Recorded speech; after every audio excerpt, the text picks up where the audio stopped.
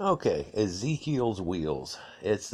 Been a topic of debate probably since its inception in books and people finding out about the story. It's one of the best visions of God that anybody gets in the Bible and from any source really.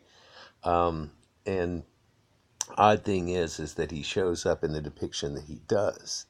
It If you really look into the Septuagint version of it, you get a little bit different flavor than you do out of the regular version of it. But it looks like God is in some type of throne encapsulated inside of a what kivod, which can be only described as a large mechanical type object that doesn't have a better description than that.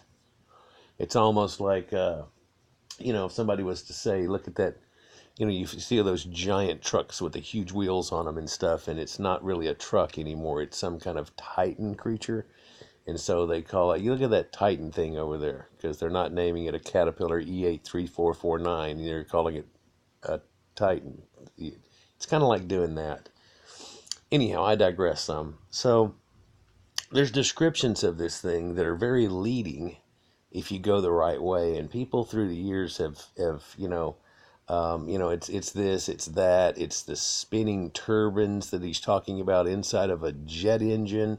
And of course, as you go through time and we end up making a jet engine, then somebody looks at that one day and goes, that's like a wheel in a wheel, and there's truth to all of this. I mean, if you look at this, it almost looks like the spines of a jet engine facing you head on, and there's a wheel facing at you, though.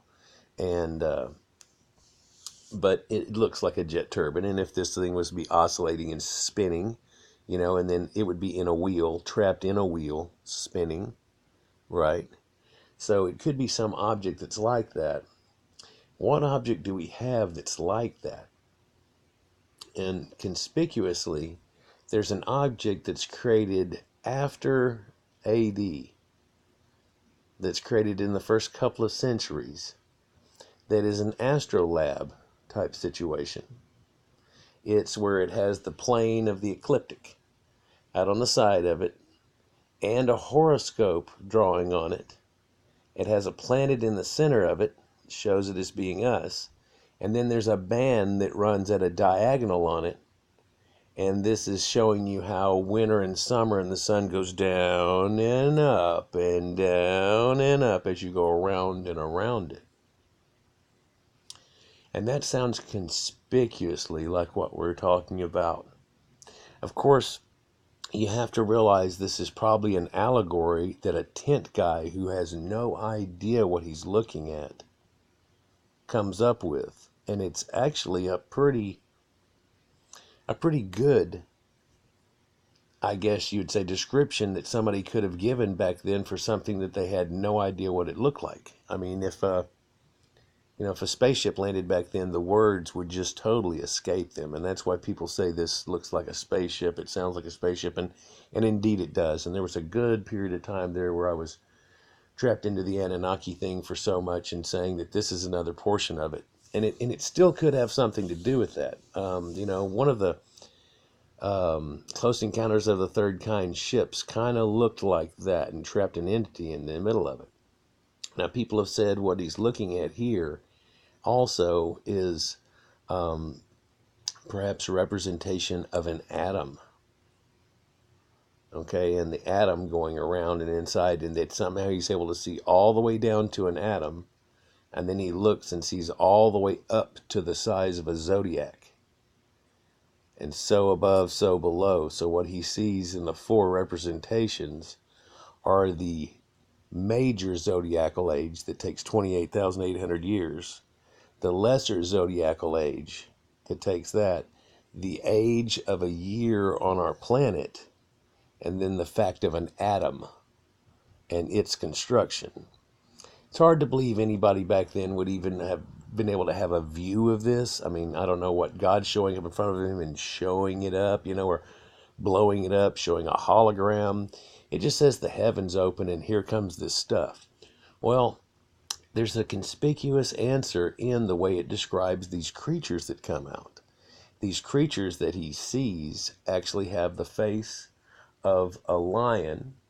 They have eagle's wings. They have a man's face, and I believe it's goat's horns.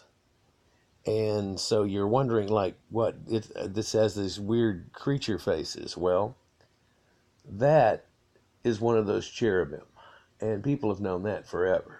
That's one of those cherubim, and the cherubim that we always think of that are going to be some little baby with wings on always were and never were not, and it wasn't little baby angels ever. That's something that Christians and Catholics made up, and people went with it, but cherubim are those horse eagle looking creatures that are out in the front of all the Sumerian temples, and you even find them all the way over into Egypt. But in Egypt they have a different depiction for them, but everywhere else other than that has those depictions. There's even a depiction of Yahweh and his Asherah where they've got the little wings on, and they're standing on the half creature that looks like a cow, lion, bird, and so you're wondering what's the deal with that. Oh, I'm sorry, that's the other cardinal point. That's the other four, is the bull. So it's the bull, the man, the wings of an eagle, and the lion. And people say, well, it can't be the zodiac. That's wrong, because there's no eagle, and it just doesn't make sense unless you're trying to invoke the fact that these things fly. So the fly means an eagle, and people have tried to say, okay, well, the eagle is flight, and the man is the thought, and this is, and just all these different things, and there's depictions like crazy of people coming up with ideas of what this could possibly look like, and so they've come up with just a myriad of different ideas here. Is this going to lock up on me or what? But you can see some of these where they're showing wheels and wheels and this, and it's supposed to be the Word of God and Christianity and all these things, and trying to figure out a matrix that makes it Christianity. People say, it sounds kind of like a windmill. Well, they didn't have windmills back then necessarily. So what could it be? Well, there's a zodiac that looks like this. And you see that. And this zodiac, which it didn't go to. Now, here's the depiction where you would see a man's face, an eagle, a bull, and a lion, right? And they're supposed to be attached to this thing somehow, and when they move, they're together, and when they don't move, they're not. And God's sitting up here in his throne with this blue crystal bubble over his head.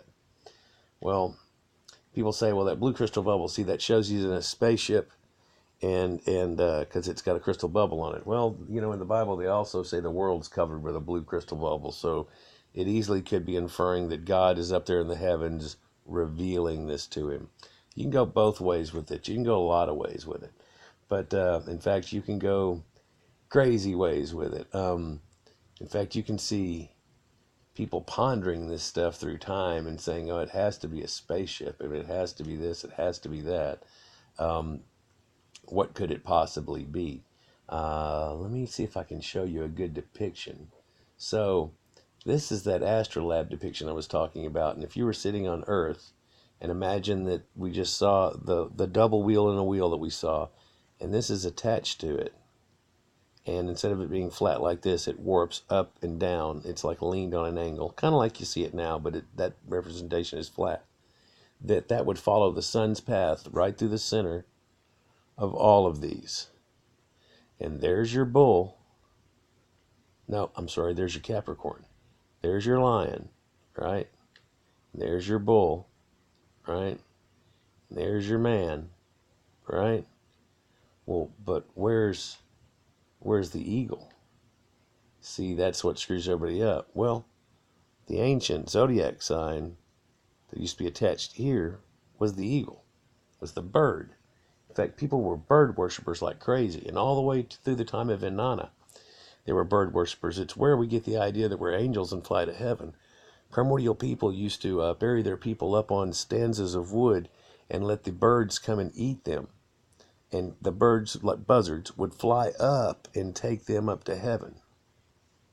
Now, it's an old thing, like from caveman stuff, and there's depictions of this to where people have put it together enough to go, think that's what it is. And I've seen enough of those together to go, yeah, that's what they're doing. And of course, we know about the old funeral pyres and things like that. That carried on all the way up through the Middle Ages, even. So it has something to do with zodiacs. And you come to find out that the zodiac, whenever you take the cardinal points out of it, that it would actually have that same depiction. Here goes an old zodiac right here. And so what you have here is a wheel inside of a wheel. You see that? And then it's spinning, going through time, day after day. But as it does, the rim is slowly going backwards, going the procession of zodiac back the other way. Right? And here's your man. And let's see, which one is that? That's the turtle. So that's the eagle one. Each one of these has the symbol along with them. So you end up having your turtle, you have your lion, you have your bull, and you have your man. Yeah. Bird, eagle, man, lion, bull.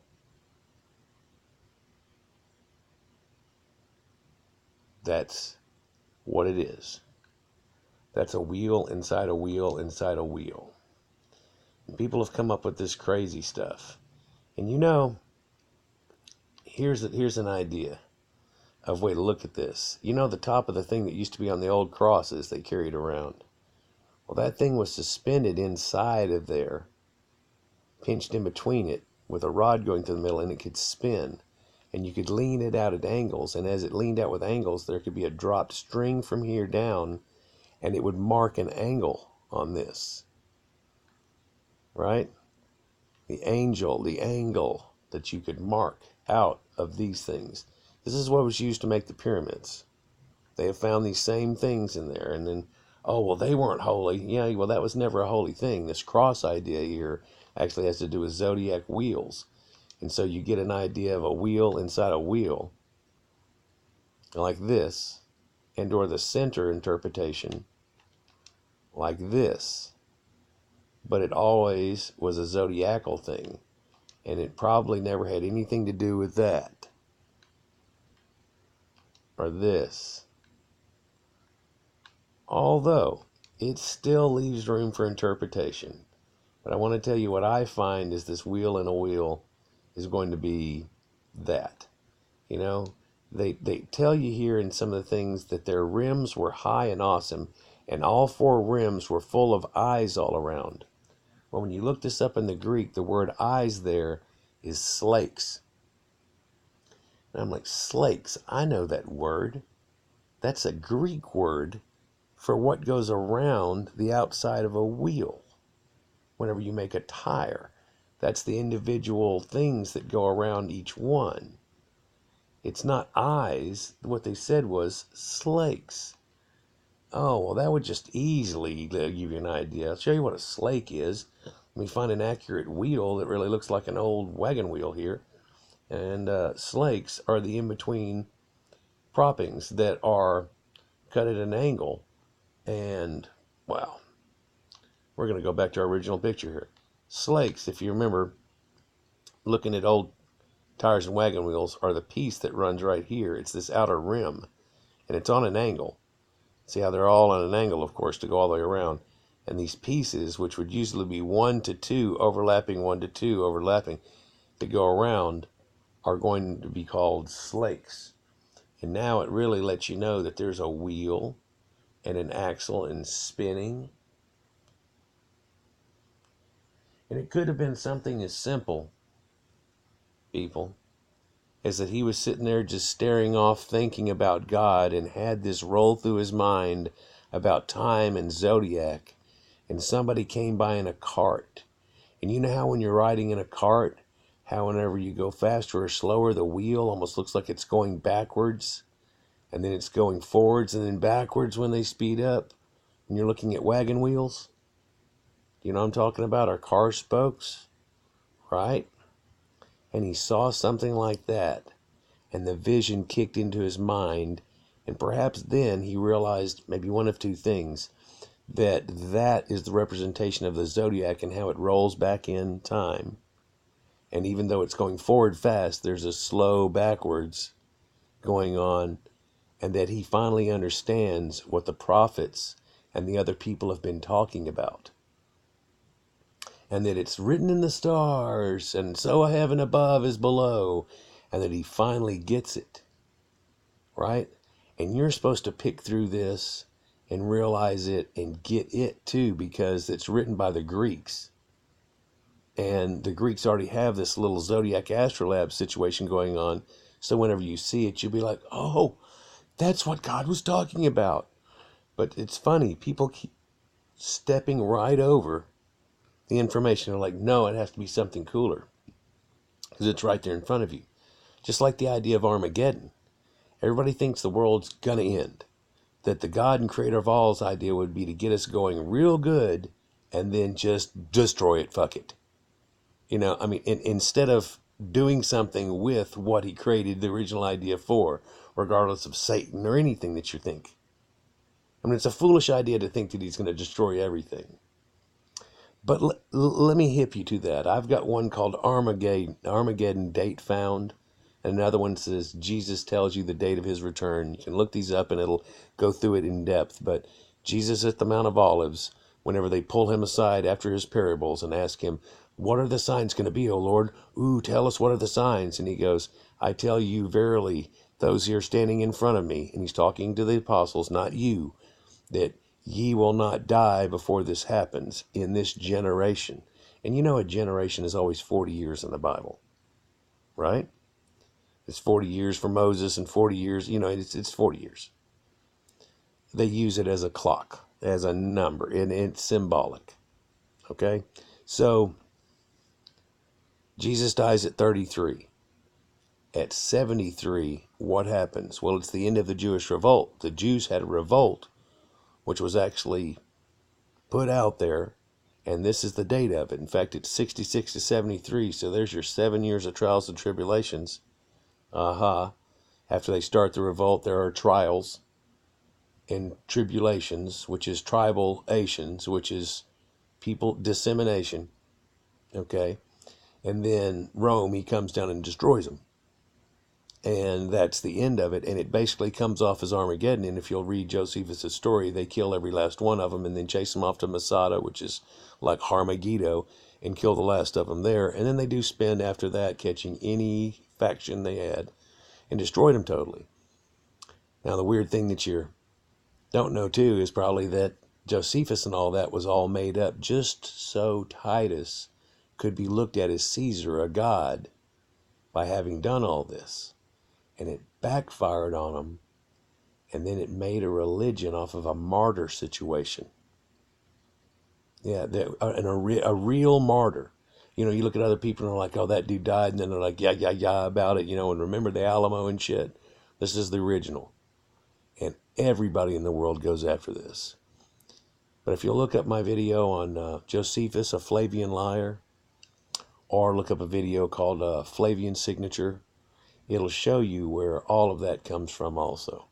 And how the New Testament is all just trying to correlate and make Titus a divine character, as all the Romans before him and Caesar and stuff had made themselves, just like the pharaohs had, made them into a God on earth situation in their own pantheon, which their pantheon they stole from everyone around them, right?